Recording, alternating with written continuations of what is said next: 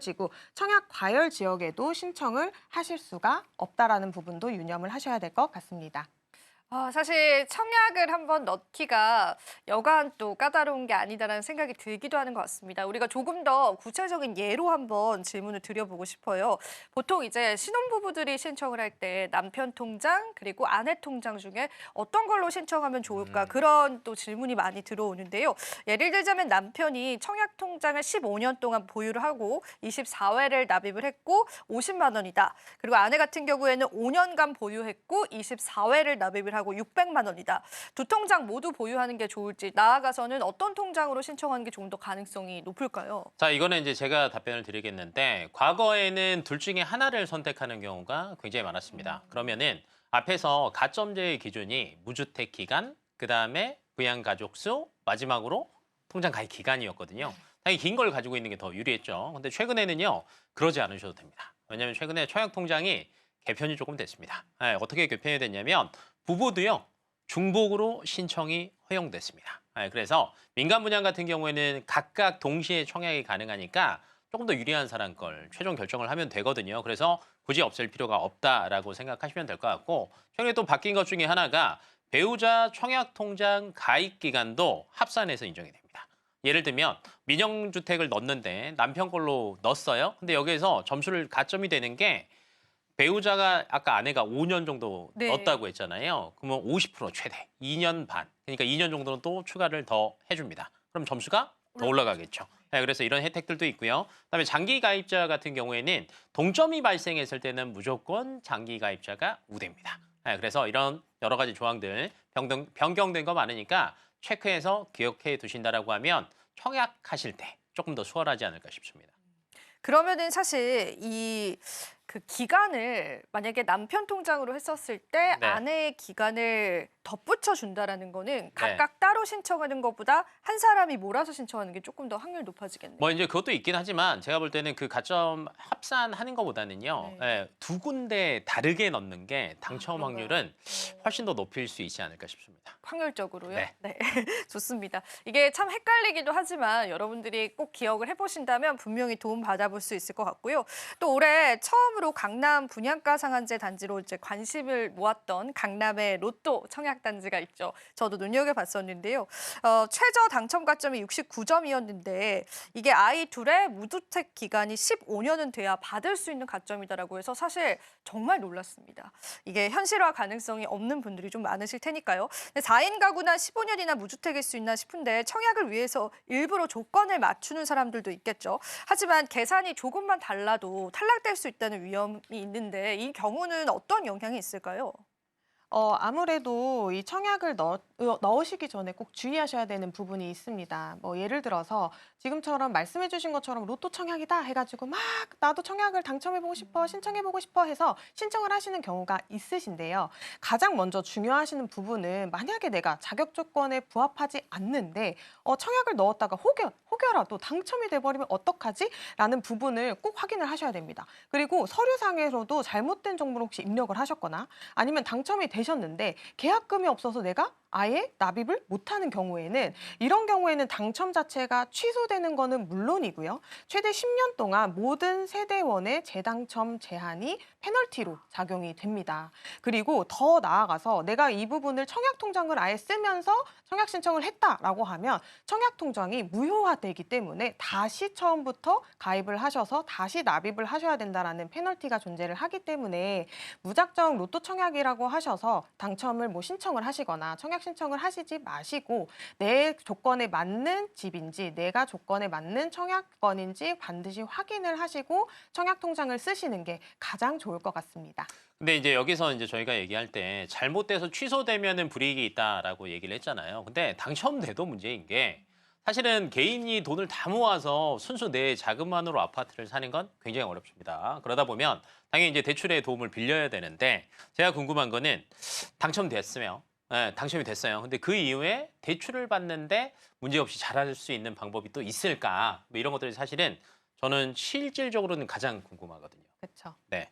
아무래도 이 주택을 구매하실 때 대출이 왜 중요하냐면 금액이 크다라는 게 가장 큰 것 맞아요. 같아요. 너무 비쌉니다. 비쌉니다. 일반적인 신용대출이랑 다르게 금액 단위가 억 단위로 넘어가다 보니까 작은 이율 그리고 작은 상환 기간에도 굉장히 영향을 많이 받는 게 사실인데요.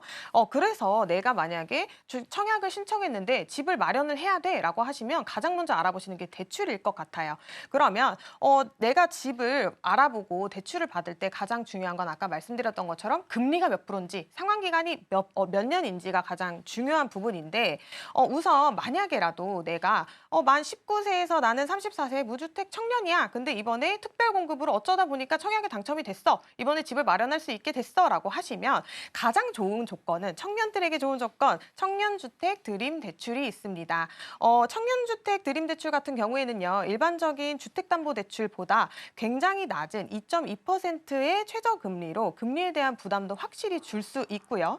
최대 상환기간도 40년이라고 굉장히 길기 때문에 내가 원로 상환해야 되는 상환금 자체의 부담도 확실히 줄어들 수가 있습니다. 그런데 이 대출을 신청을 하실 때 조건이 좋으시다 보니까 반드시 이제 또 여러 가지의 어떻게 보면 제약이 또 있을 수 있어요. 아까 말씀드렸던 것처럼 만 19세에서 34세의 청년이셔야 되고요. 그리고 청년통장 가입자 중에 무주택 청년이셔야 된다라는 게 또 어떻게 보면 제한이 있을 수 있습니다. 그리고 청약통장의 가입이 필수인데요. 청년주택 드림 청약통장에 꼭 가입을 하셔야 되고요. 가입 기간은 1년 이상 그리고 납입금은 1,000만 원 이상 되셔야 대출을 신청하실 수 있는 조건이 된다라고 보시면 될 것 같습니다. 그래서 내가 사려고 하는 집의 분양가가 6억 원 이하이고 전용 면적이 85제곱미터 이하라고 한다면 최대 80%까지 이렇게 저렴하고 상환 기간이 긴 대출을 받으실 수 있으시니까 내가 청년이다라고 하시면 이 대출을 한번 알아보시는 것도 좋을 것 같습니다.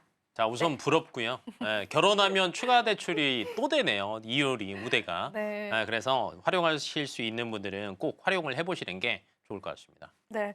그러면 이제 만 34세보다 나이는 많지만 저처럼 무주택자인 3040도 많습니다. 그런 분들을 위해서 이제 30대 주택 매수세도 증가 중이다라고 하는데요. 젊은 매수층을 위한 대출 방법도 있을지 좀 궁금합니다. 네, 청년이 아니더라도 저렴한 대출이 있습니다. 있습니까? 네. 아까 굉장히 부러워요. 네, 디딤돌 대출을 알아보시면 되는데요. 디딤돌 대출은 정부에서 지원하는 저금리 대출이에요. 그래서 무주택 서민들의 주택 구입을 지원을 하고 있는데요. 금리는 매력적이지만 까다로운 조건을 가지고 있기 때문에 내가 조건에 부합하는지 알아보셔야 합니다. 우선 기본적으로 무주택자이면서 세대주여야 되고요. 세대원 전원이 무주택자여야 됩니다. 또 분양권이나 조합원 입주권이 있어도 주택 보유로 간주하기 때문에 이 부분 좀 주의해 주시고요. 또 만 30세 미만의 단독 세대주는 대출이 불가능합니다. 소득에도 제한이 있는데요. 미혼일 경우에는 연소득이 6천만 원 이하여야 하고요. 생애 최초라면은 연소득 7천만 원 이하면 됩니다.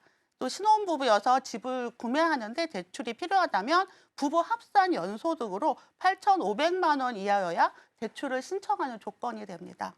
대출 금리는 2.45에서 3.55 사이로 결정되는데 우대금리가 있으니까 더 낮출 수도 있어요. 또 한도는 생애 최초일 경우에 최대 3억, 신혼부부는 더 높아져서요. 또 4억까지 가능하고요. 그 외에는 최대 2억 5천까지 대상자마다 차이가 많습니다. 또 청약통장에 오랫동안 가입하신 분들은 이자도 낮춰주고 또 생애 최초 취득세도 200만 원까지 전액 감면이 해준다는 메리트가 있으니까 잘 보시되 자격 조건이 까다롭기 때문에 내가 가능한지 확인하는 게 중요하겠습니다. 조건이 사실 좀 까다로운 부분이 있는 것 같습니다. 그래서 이제 우리가 사실 이제 많은 분들이 조건에 부합하면 좋겠지만은 디딤돌과 청년 대출이 불가능하거나 이 소득이 낮기 때문에 그에 따른 대출 한도가 나오지 않을 때는 어떤 방법들이 가장 현명할지도 좀 여쭤보고 싶거든요. 어떻게 우리가 풀어가야 될까요? 아무래도 이제 부동산 대출은 한도가 저는 되게 중요하다라고 생각을 하거든요. 한도가 많이 나오지 않으면 내 현금 자산을 많이 써야 되다 보니까 보니까 아무래도 부담스러우실 수 있고 주담대 한도가 많이 안 나오면 신용대출이랑 또 섞어서 받으시는 분들도 있으시기 때문에 이게 가장 중요하다고 생각을 하는데요. 만약에 나는 소득이 조금 낮은데 신용도는 높다라고 하시면 은행권 대출보다는 오히려 보험사 대출이 조금 유리할 수 있습니다. 아무래도 이제 일반적으로 소득이 높으신 분들은 상관이 없겠지만 소득이 낮다라고 하시면 이 DSR 제도에 조금 제한이 있기 때문에 내가 받을 수 있는 총 대출의 한도 자체가 낮아질 수 있거든요. 그래서 은행 같은 경우에는 이 DSR을 40%까지 보는데 보험사는 50%까지 보기 때문에 한도 자체가 굉장히 늘어난다는 게 장점이 될 수가 있고요. 그리고 보험사는 1년에서 최대 3년까지의 또 거치 기간 설정을 할 수 있는 보험사들도 존재를 하기 때문에 이런 부분을 활용하시면 굉장히 또 장점이 될 수가 있습니다. 그래서 나는 조금 소득은 낮은데 신용도가 높아. 근데 대출을 받아야 돼라고 하시면 오히려 은행권보다는 보험사권도 한번 알아보시면서 막막한 부분이 있으시다라고 하면 조금 사용해 보시면 좋을 것 같습니다.